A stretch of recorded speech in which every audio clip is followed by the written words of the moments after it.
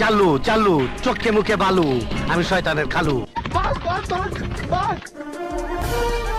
চাচা বাড়ি ঘর এত সাজানো কেন?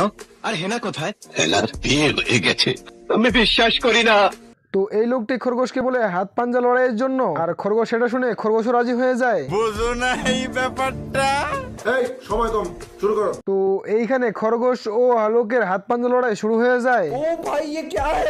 আর উপায়? উপায় আছে, উপায় আছে।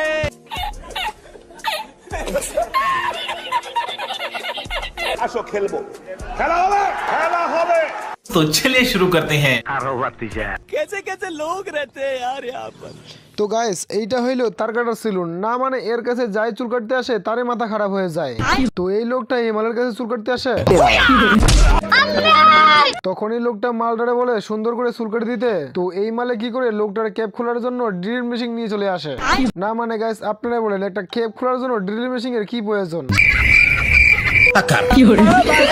তো এবারে যখন দাড়ি সেভ করতে যায়, না মানে দেখছেন এই বলে অবস্থাটা কি না করতেছে।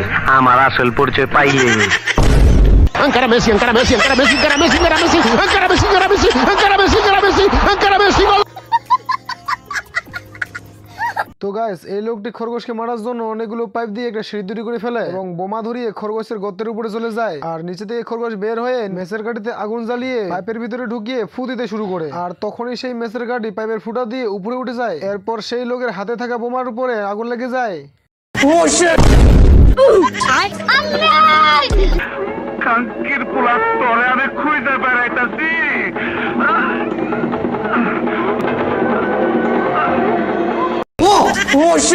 ये सब क्या देखना पड़ रहा है? কি বলবো